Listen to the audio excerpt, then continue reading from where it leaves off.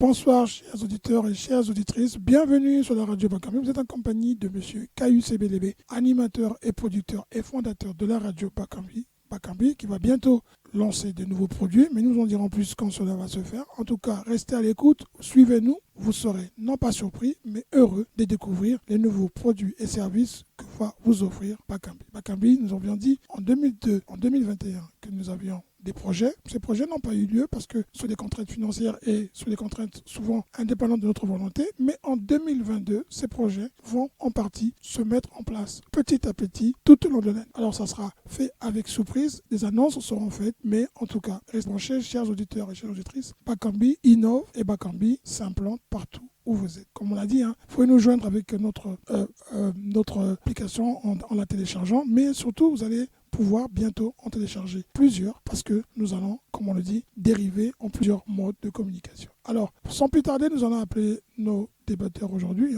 comme on dit, les panélistes. Vous avez, comme toujours, ceux qui sont toujours là pour animer, mais en ce moment pas seulement pour animer la radio plutôt, mais surtout pour analyser l'actualité telle que eux la voient, telle que eux la comprennent. Aujourd'hui, nous débattrons bien sûr du Congo-Brazzaville, nous parlerons de l'article 157 qui fait débat, nous parlerons aussi et toujours encore du Mali où la transition pose problème à certains pays, nous parlerons de la remarque, ou plutôt de la phrase qui coule aujourd'hui en France et qui fait débat, qui est « Je veux emmerder les non-vaccinés ». On pensait que la France était un pays de droit, de liberté, de respect, mais surtout du respect de la liberté des uns et des autres. On découvre que ceux qui ne votent pas sont des emmerdeurs, ceux qui ne vont pas aux élections sont des emmerdeurs, que ceux qui ne veulent pas du vaccin sont des emmerdeurs. En gros, la France, désormais, veut diriger à 100% les Français et qu'aucune voix ne puisse manquer, même lors des élections. Est-ce qu'il va emmerder ceux qui ne voteront pas pour lui ou ceux qui n'ont pas voté pour lui quand il a battu Marine Le Pen avec les 98% de voix ou 66% de voix qu'il a reçues? Est-ce qu'il va emmerder les électeurs qui ne se présenteront pas aux législatives? Nous le verrons avec nos débats.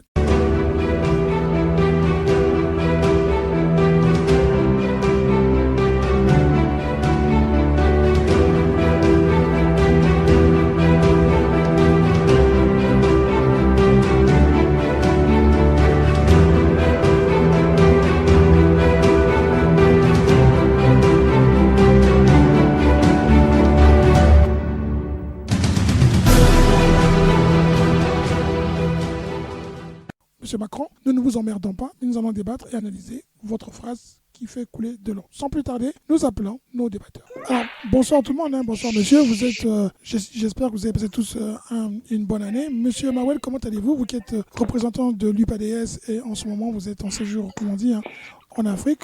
Vous avez une température plus chaude ou plus douce? Il fait chaud, il fait chaud.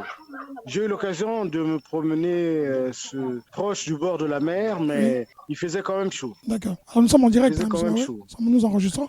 Nous avons monsieur Ndion, président du PCT, représentant du PCT France et aussi, comme on dit, un professeur d'économie. Monsieur Ndion, les fêtes de bonne année se sont bien passées? Oui, en famille, en famille, se sont bien passées.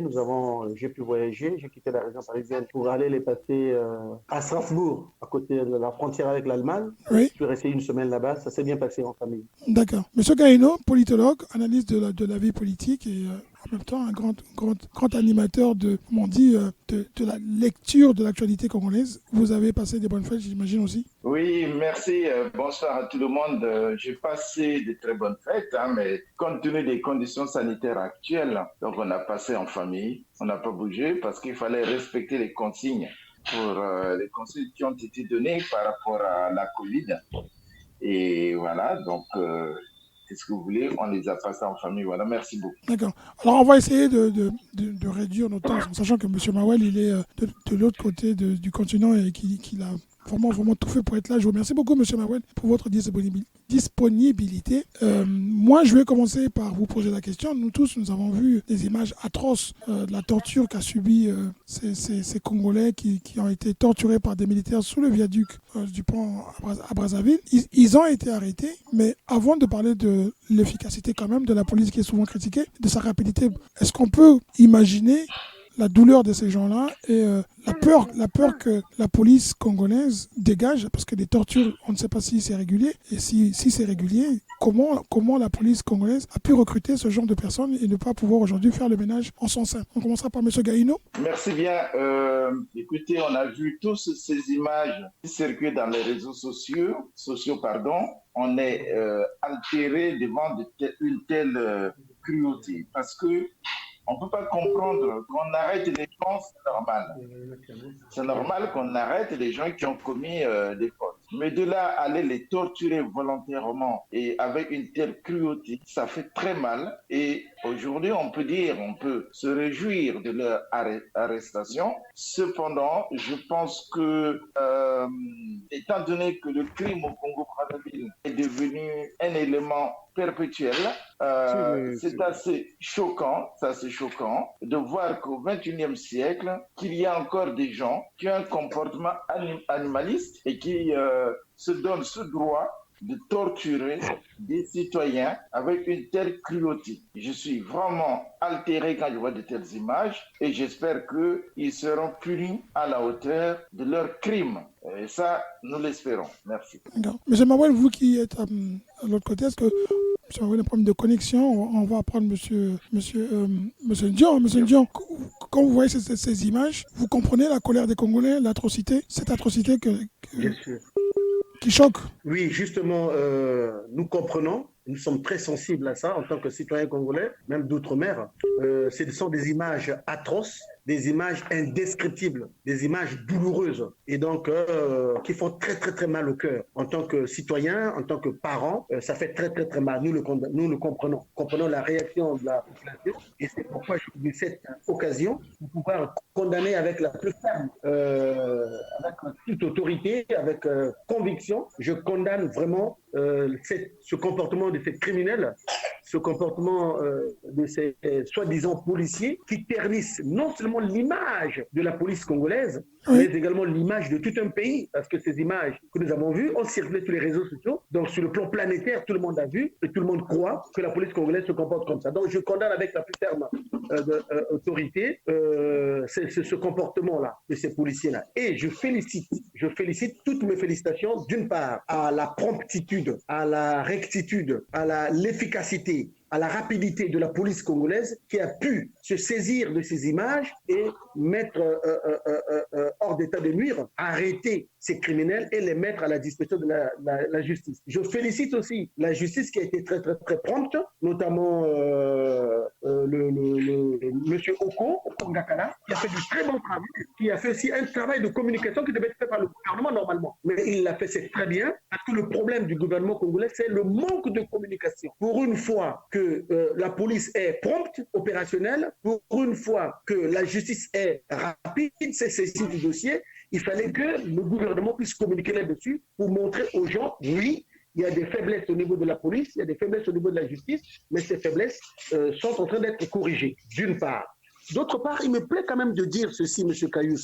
Oui. Au niveau de la police, il y a un problème. Le problème qu'il y a au niveau de la police, c'est un problème je pense, qui se trouve sur deux plans. Un, le plan du recrutement des policiers et le deuxième plan, c'est le plan de la formation qui, à mon avis, quand même fait problème. Pourquoi? Nous savons que notre pays vient de sortir des situations difficiles. Et dans ces situations difficiles, on a eu à intégrer dans la police beaucoup de factions, que ce soit des cobras, les ninjas, voilà, j'en passe. Beaucoup de citoyens congolais ont été intégrés dans la police. Est-ce que tous ont reçu la formation? Ça, j'en sais rien, mais logiquement, ils devraient recevoir une formation afin qu'ils puissent être opérationnels sur le terrain. Parce que hier, c'était des civils, aujourd'hui, ils sont devenus des policiers. Donc, ils doivent recevoir quand même une formation. Mais au-delà de la formation, M. Kayous, il y a aussi, au niveau de ces citoyens-là, il y a aussi un problème d'éducation de base. Parce que si vous n'avez pas d'éducation de base et sur quoi vous rajoutez encore le manque de formation, vous ne serez pas professionnel. Par conséquent, dès qu'il y a un mois de retard de salaire, dès qu'il y a un petit problème, un petit souci financier, eh bien, vous avez un penchant. Le penchant, c'est quoi? C'est le gain facile.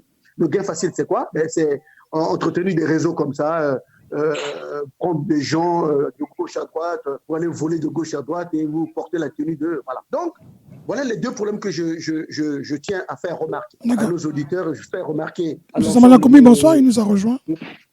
De notre population. Ces deux problèmes-là, s'ils sont résolus, Je pense que ça aurait amélioré l'image suffisamment ternie de notre police. Parce que notre police, elle est une police efficace, mais il y a quand même des éléments qui sont là pour pouvoir ternir son image. Ce n'est pas une bonne chose. Au moins, Okongakala a fait un bon boulot. On a pu être prompt, opérationnel. On a pu arrêter ces malfrats. Comme l'a dit M. Gaïno tout à l'heure, je pense qu'ils vont recevoir la sanction qu'il faut à la mesure de leur torture, de telle sorte qu'ils puissent savoir que c'est pas bon de faire ce qu'ils ont fait. D'accord. Monsieur Samanakoumi, bonsoir, vous nous avez rejoint. Je vais passer la parole à Monsieur Mawel. Monsieur Mawel, les Congolais peuvent quand même féliciter la police tout en étant choqués de voir qu'au sein de la police, il y a des tortures. Il y a l'appel de la maman du troisième qui torturé, qui est encore vivant, qui est à l'hôpital. Et il y a M. Joe Washington Ebina qui a relayé l'appel de fonds, d'aide, parce que non seulement il a été torturé, c'est horrible à voir, mais en plus, l'État l'a abandonné et il se retrouve à l'hôpital à ne pas avoir de soins. Ce qui est très grave d'ailleurs, parce que l'État, en arrêtant les coupables, reconnaît quand même qu'il en est responsable, d'une certaine manière. Monsieur Mawel? Oui, monsieur Ebelebe, l'État est totalement... je vois que monsieur Dion se réjouit ce que la police ait été efficace, mais nous savons bien que c'est la police qui a torturé. Une partie de la police, une partie. Monsieur... Non, une partie, pas la police, s'il vous plaît. Une partie de la police véreuse. Toute la police. C'est toujours la police. C'est l'image de la police. Quand j'avance et que je vois arriver un véhicule, il est écrit dessus police, ce n'est pas écrit partie de police. Hein? De même, quand je vois les agents avec des numéros, c'est écrit dessus police, ce n'est pas écrit partie de police. Donc c'est toujours la police. C'est la formulation. Je regrette pour ceux qui seraient sains, mais il s'agit bien de la police. Alors, nous devrons condamner avec une extrême fermeté ce genre de comportement. Heureusement, je ne sais par quel moyen est-ce que cela nous est arrivé, mais ce n'est pas bon. Et il faudrait que la justice soit exemplaire. Si elle ne l'est pas, c'est un coup d'épée dans l'eau. Et en très peu de temps, cela reprendra et on verra encore ce truc. Parce que ces espaces de non-droit qui se créent, notamment les dessous des viaducs, il n'y a personne qui les surveille. Résultat, s'y commet des crimes. Parmi les crimes qui sont commis, il y a ceux qui sont commis par la police. Alors, il faut avoir le courage de dire qu'il y a quelque chose qui ne va pas. Il faut le stigmatiser. Il faut un procès exemplaire. Voilà, c'est peut-être pas la peine de m'apaisantir là-dessus. C'est déjà assez triste. M. Samandiakoumi, vous avez vu les voilà, images. M. Belébé. Merci, M. Mawel. M. Samandiakoumi, vous avez vu, on est en train de parler des prisonniers, enfin des victimes qui ont été torturées sur le pont du viaduc et qui ont été arrêtées, présentées à la police, présentées par le procureur qui en a fait un exemple, un honneur de montrer à tout le monde pour dire que la police travaille.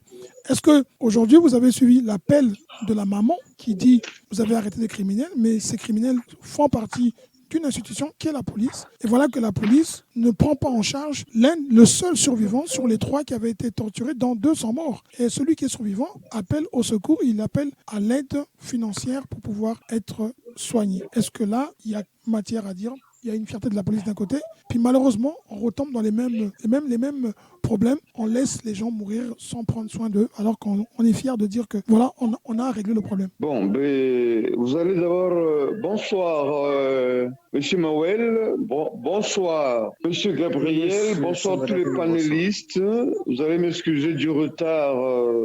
Maintenant, comme je prends le serpent au milieu, ce n'est pas souvent trop prudent, car le serpent risque de me mordre.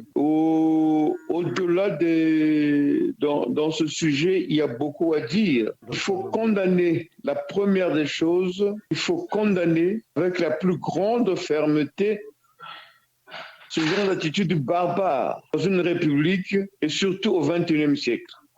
C'est une horreur, mais malheureusement, cela représente l'image de notre république.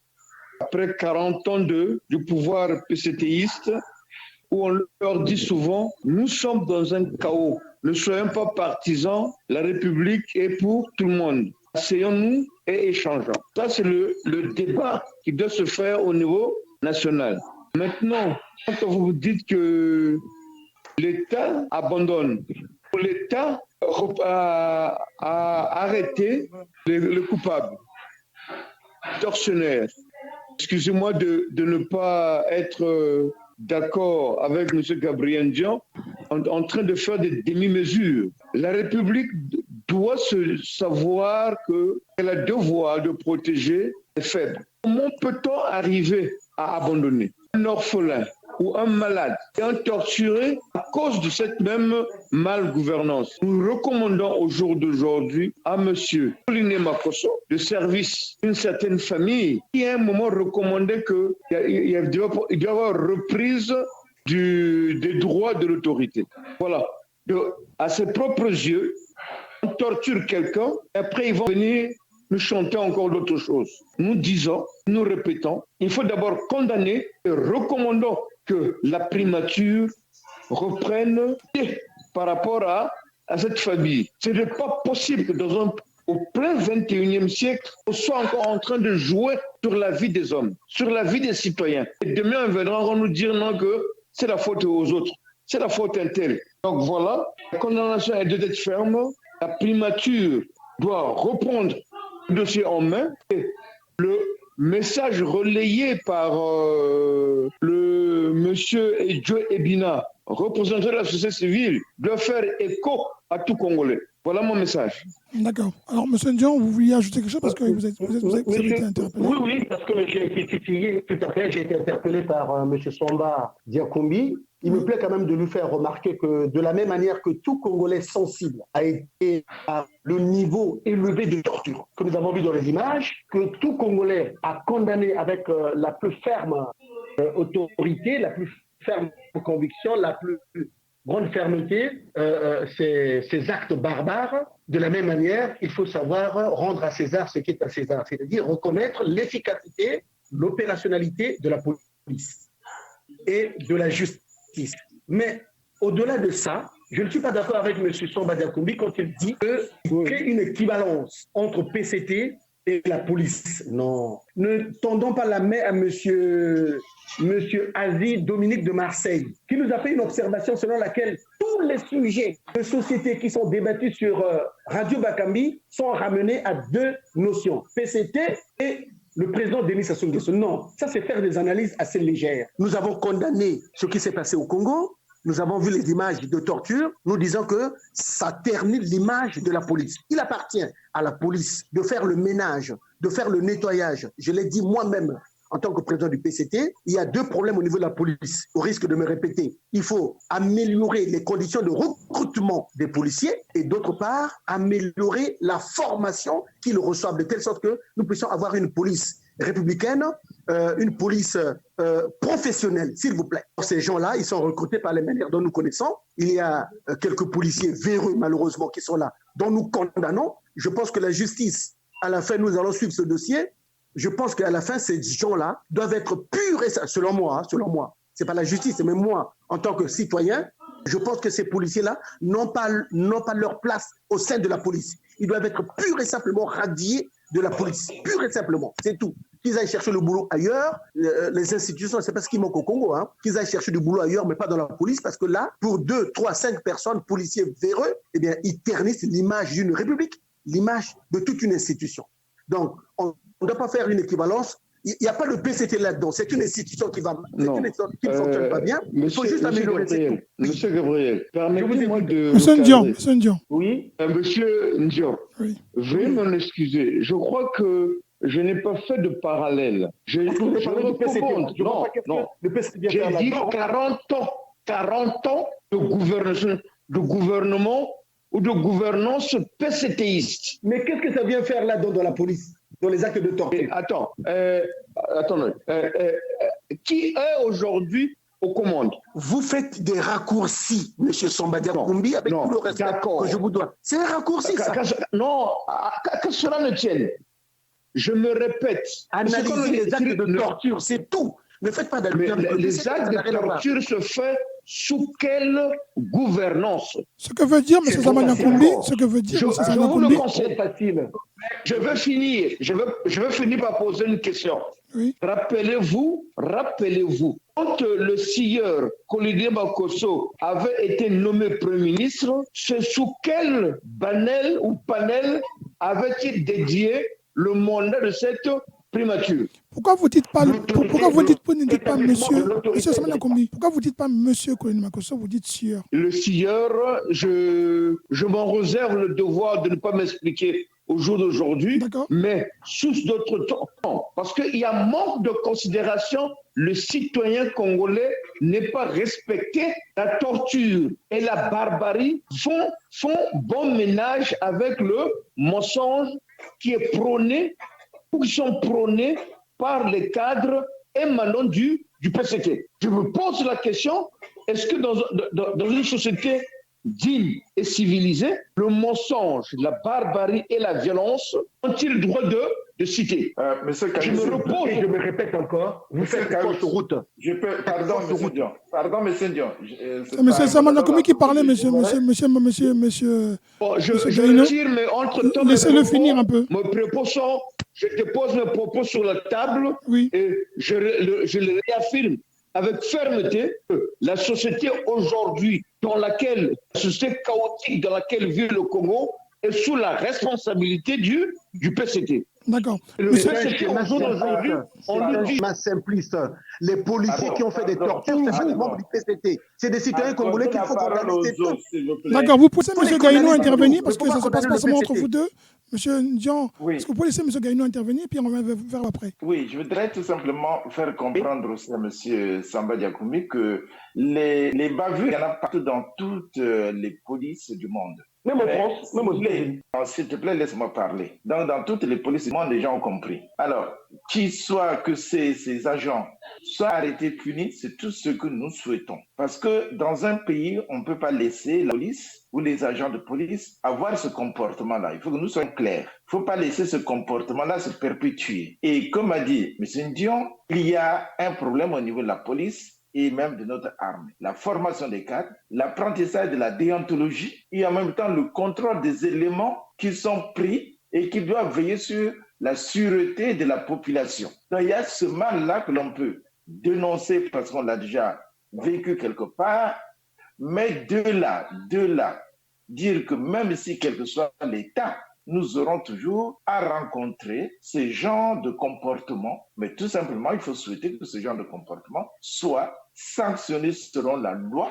Et je pense qu'au Congo, on a peut-être des lois, il faut les sanctionner correctement pour que ces choses-là ne soient pas répétées. Et il faut aussi que la police, à son sein, ait un contrôle dans le recrutement. Parce que vous savez que pour un pays qui a traversé des moments très difficiles comme le nôtre, si vous recrutez des gens qui ont été traumatisés dans leur enfance, vous avez ce remontée de violence qui peut s'exprimer à un moment donné au cours de leur vie. Parce qu'ils n'ont pas été soignés psychologiquement. Donc il faut pour l'État qui veut rétablir de l'ordre, la première chose, c'est de faire très très attention au recrutement. C'est pour ça qu'on demande un curriculum vitae et parfois des enquêtes qui sont faites. Et deuxièmement, le contrôle de ces agents. Là, ils ont été arrêtés. Tant mieux. C'est tout ce que tout le monde peut souhaiter. Et qu'ils soient sanctionnés, c'est tout ce que nous souhaitons. Et maintenant, c'est à la police d'être de plus en plus vigilante face au comportement de certains agents. Voilà, donc nous n'allons pas polémiquer autrement. Sinon, les bavures, il y en a dans toutes les polices. Merci. Monsieur Ndian, vous voulez conclure? Pas à ce point-là. Non, Oui, pas à ce point-là, bien sûr. Oui. Il y a des violences qui dépassent. D'accord. Monsieur Ndian, vous voulez répondre pour qu'on avance sur un autre point, Monsieur Ndian, vous voulez répondre? Oui, justement, je suis parfaitement d'accord avec l'analyse détaillée. Oui. Mon collègue... Monsieur Gaïno? Il y a des coupures chez lui. Monsieur Ndian, vous avez des coupures, vous n'êtes pas dans un endroit qui est couvert. Hein. Je ne sais pas si c'est... On a perdu Monsieur Ndian. Allô? Vous m'entendez pas? Oui, non, vous entendez Non, pas. non, non. On t'entendait pas. Tout à l'heure, On non. t'entendait pas. Oui, donc je disais tout à l'heure que je suis parfaitement d'accord à 100% avec l'argumentaire détaillé, analytique, percutant de M. Gaïno sur les bavures. Les bavures, il y en a dans tous les pays du monde entier, depuis les États-Unis en passant par la France, il y en a tout. Mais ça ternit toujours l'image de la police, comme on dit. Là, il appartient à la police, au chef de la police, chez nous là-bas, au pays, de prendre les dispositions de telle sorte qu'on puisse améliorer les différents points soulignés par M. Gaïno, notamment la qualité du recrutement, la formation professionnelle, le respect de la déontologie, etc., etc. De telle sorte qu'on ne puisse pas 2 personnes, 5 personnes, 10 personnes, policiers véreux, qui, selon moi, doivent être pur et simplement radiés de la police nationale, ne pas ternir l'image de toute une république à cause de ça. Voilà, je chute. Alors on peut espérer que la police va désormais faire la chasse, comme on dit, entre guillemets, hein, à tous les véreux et qui vont les chasser. Mais ce n'est pas seulement valable pour la police, mais c'est aussi valable pour toutes les administrations. Donc on va essayer de regarder. On espère que tous les autres Congolais qui ont été torturés ou qui ont des choses à reprocher à la police vont là voir un point de départ avec le procureur Ngakala. Alors monsieur, je veux vous rappeler quand même que la maman de monsieur Mbé a lancé un appel et qu'elle a donné un numéro de téléphone qui est relayé par monsieur Trésor Nzila du CAD plus monsieur Joe Washington Ebina de la Fondation Ebina. Le numéro de téléphone pour ceux qui sont au Congo, c'est le 06 459 99 84, je répète, 06 459 99 84. Pour ceux qui sont en Europe ou à l'étranger, en Afrique et un peu partout dans le monde, c'est le 00 242 06 459 99 84. Je répète une fois, 00 242 06 459 99 84. On va le relayer sur notre page Facebook pour que les Congolais compatissants et qui ont quelque chose, même 1 euro, et qui peuvent envoyer, puissent participer et que la diaspora ne soit pas seulement dans les discours, mais aussi dans les actions concrètes, comme on dit toujours au Congo.